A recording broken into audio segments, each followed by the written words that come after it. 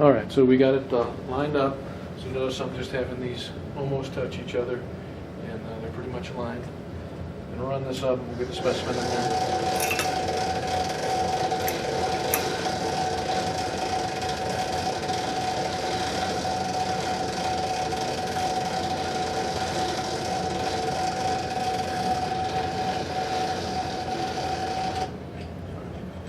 There's a couple common errors that you might have when you try to load the specimen.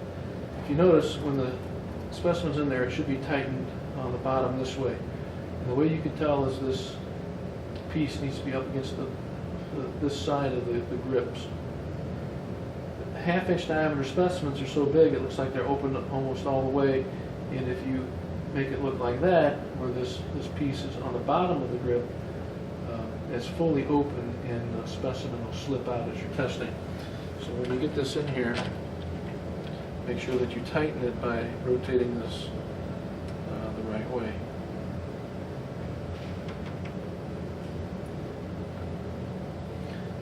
And make sure this top one is opened up all the way, and we'll bring the cross set down. And do it kind of slow, make sure it's lined up and not going to hit.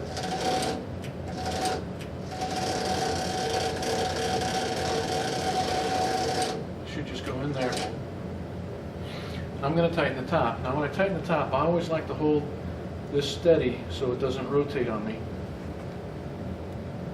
So, notice I'm doing it the right way now. And I'm just going to tighten it up. It doesn't have to be super tight. But if you'll notice, the load cell reading over here on the testing machine is not 0 anymore. If I can get a good view of that. It says it's 283 pounds.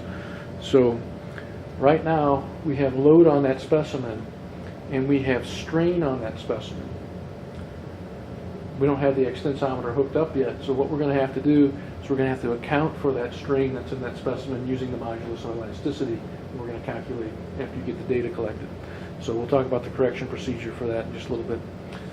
At this point, you do not want to zero the load cell. That is real load causing real stress in that specimen. However, you can zero the extensometer channel. And you should do that, I guess, after you have this thing mounted. Is there's a collection of specimens, and then the first one that you test without exiting the software will be specimen number 1, then it'll be specimen number 2, specimen number 3, and it will all go under that same collection name. So we kind of need to remember that collection name, ESN 251 2014. It says the test is ready to begin, so we're going to hit begin, and the load will start picking up, and so will the extensometer reading. Kind of swap back and forth between the view of the testing machine and the view of the computer.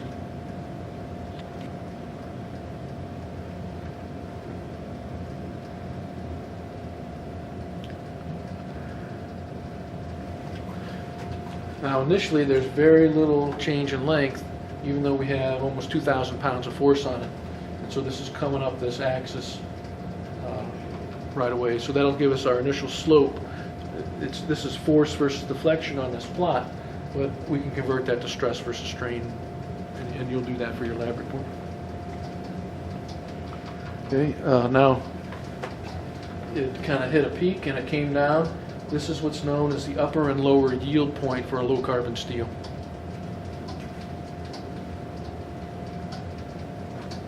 You really can't see any deformation in the specimen yet, but things are happening.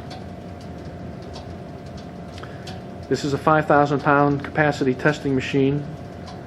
It won't apply more than 5,000 pounds no matter what you want it to do. And then the other thing we have to be a little bit careful about is the extensometer should be taken off when this reading gets to be about 0.18 or when we get to the ultimate strength of the specimen. At that point we'll hit the pause button and then we'll remove the extensometer and continue the test. So now it's getting into this curvy portion. We are definitely having some plastic permanent deformation in that specimen.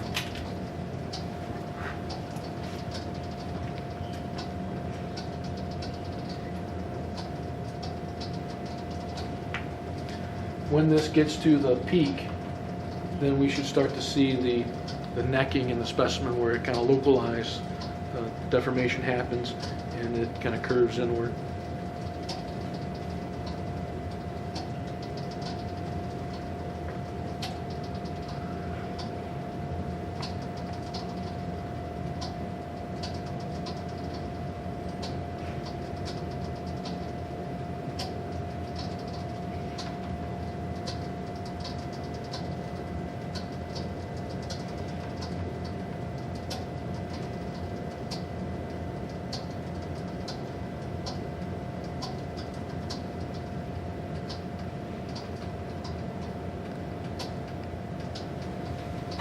So it looks like we kind of hit a peak, so I'm going to pause it here. And then come over here, remove the stensometer with a quick attach clip. I forgot to mark the 1-inch gauge length on here, but that's okay. I usually like to put a marker and mark the 1 inch. What you'll see with the data is now that the extensometer is taken off, that reading is meaningless. However, the load data is still good. So I'm going to come over here and I'm going to resume the test. And it should start to drop off a little bit. We're up over 4,000 pounds. And it'll make a little pop when it does break. Let's see if we can find the necking on here.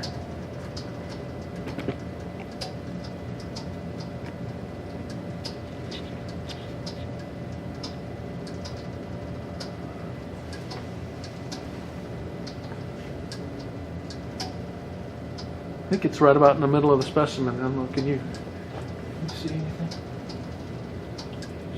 Maybe not. You can't see quite yet. So we're still, hasn't started dropping yet. It's still hanging around 4,025, 35 pounds. I'm thinking it's right about here. And it'll continue to get thinner and thinner. That's called necking.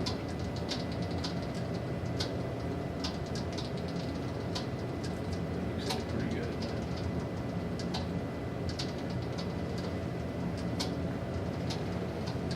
Yeah. Pretty visible there.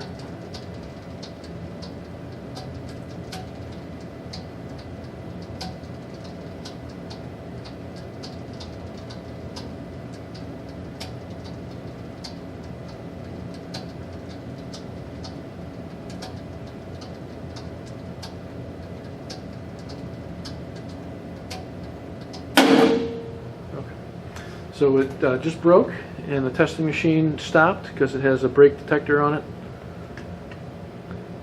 All right. And what we need to do next is we need to get that specimen out of there before we do anything with the testing machine software.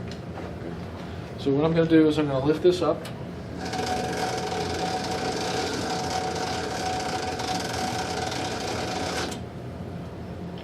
Pull this out.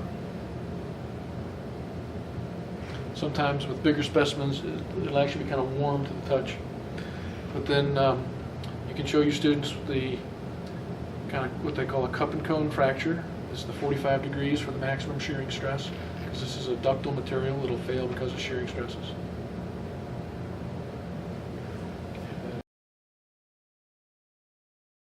Start this up. So we're going to do copper, we're going to do aluminum next, and then copper after that. Since we're doing tests in a row, we're not going to exit the software. We're just going to load this next one up and give it a try.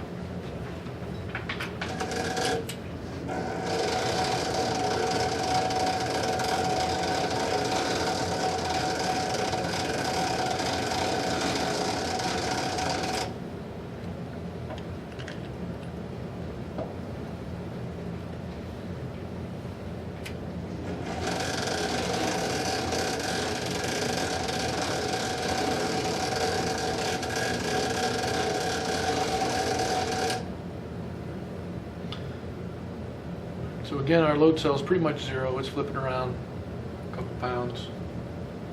And I'm going to tighten this up and it says 168 pounds. We don't want to zero that.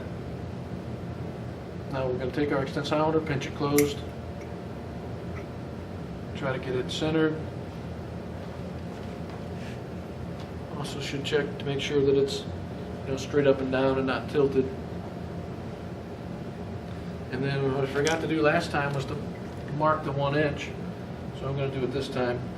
I'm going to put it right underneath I'm going to put it at the location of the knife edge. Get a marker that works.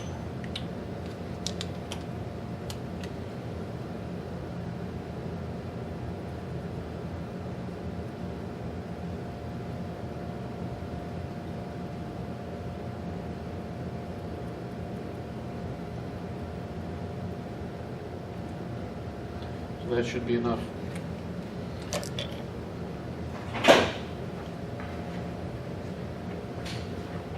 So then what we're going to do is we're going to come over here and we're going to hit the run button to do the next specimen. Alright, so we go over here. We don't zero the load cell, but we are going to zero the strain channel. And then we're going to hit the run button.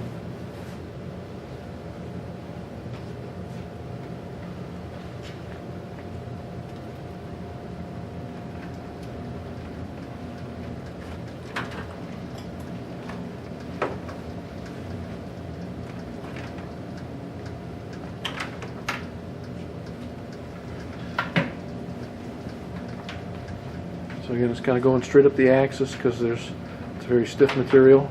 We're up to 1,200 pounds. We want to make sure that we take the extensometer off again at the ultimate load of the specimen. So if we see that load start to drop, we want to pause it.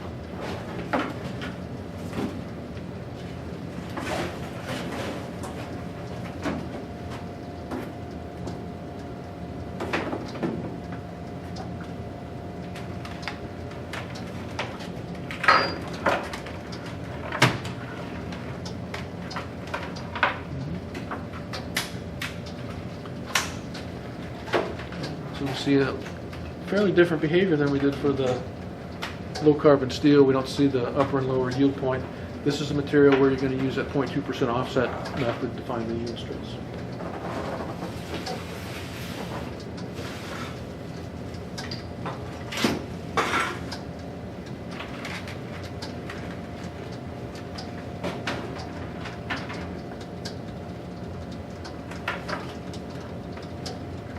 Looks like the load's dropping. I'm going to pause this.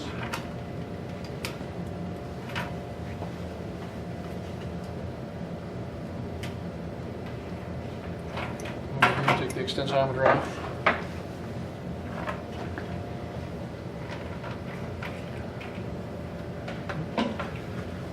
This crazy line right here is just because of removing the extensometer. Extensometer data readings after this point won't make any sense, but the testing machine's going to collect it anyway. So when you get your Excel file, you have to strip that out. And then I'm going to go over here and hit resume on the testing machine. And again, at some point we're going to see a little bit of a neck. I think it's down by the bottom mark.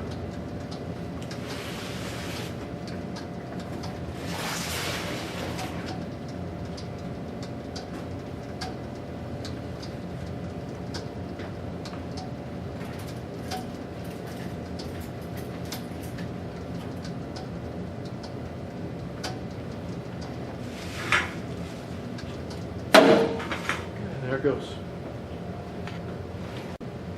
All right, so we're going to take the specimen out.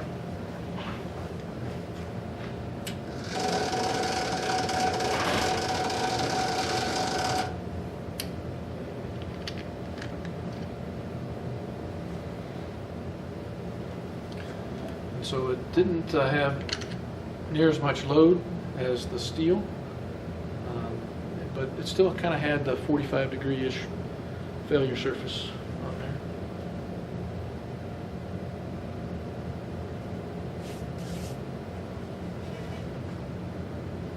All right, we'll go back to our software and we'll hit next, not next, we'll hit file always hit File. We'll return the crosshead.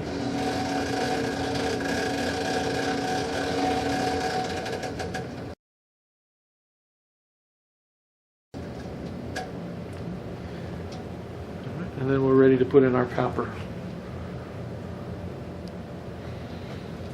Something else to talk about with the testing machine, these grips are for tension only.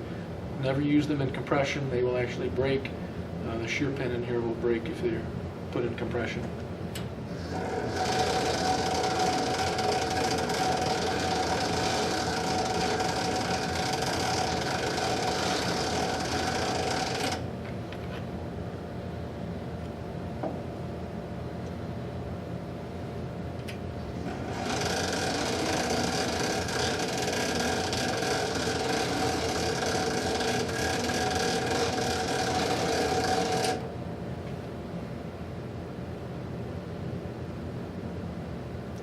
Preloading the specimen, we have about 180 pounds.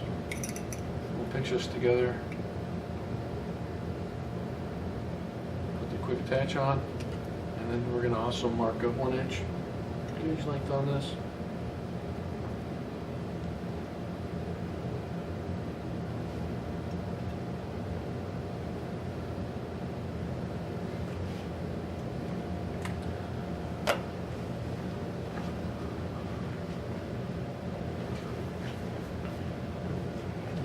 Run.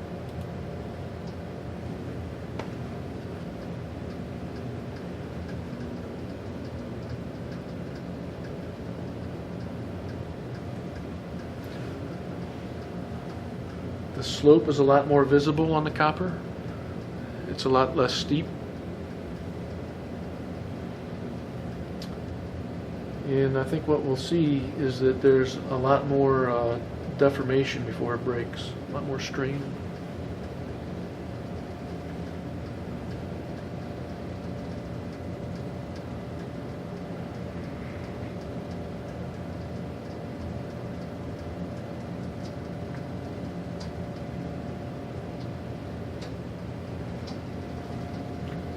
So we're about 2,600 pounds, and it's starting to flow, and look how fast that strain is moving. So again, we want to just keep an eye on this number, and we want to kind of keep an eye on the specimen. We'll get some good data out of this. I think it's already thinning down, and then so we're going to pause it.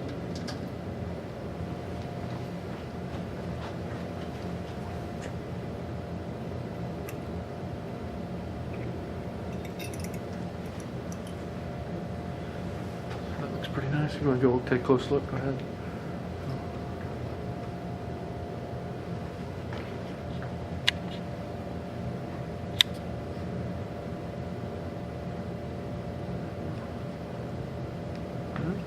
And then we'll resume it.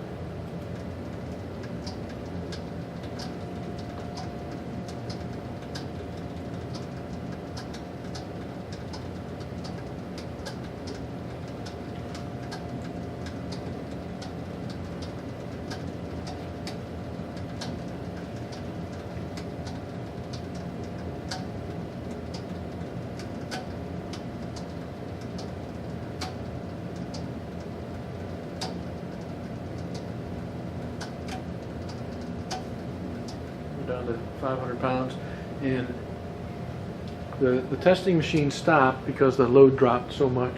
It just finally hit a threshold and said that it stopped, but you see the load's actually continuing to go down, so it's still kind of flowing a little bit. So we got about 150 pounds. So it's still connected a little bit.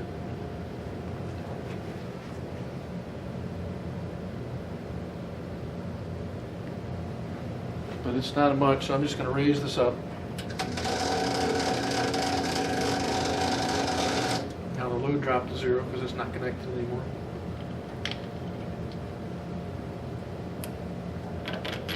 Take these out, and then you can see it's almost like there's a void that grows in the middle of the specimen.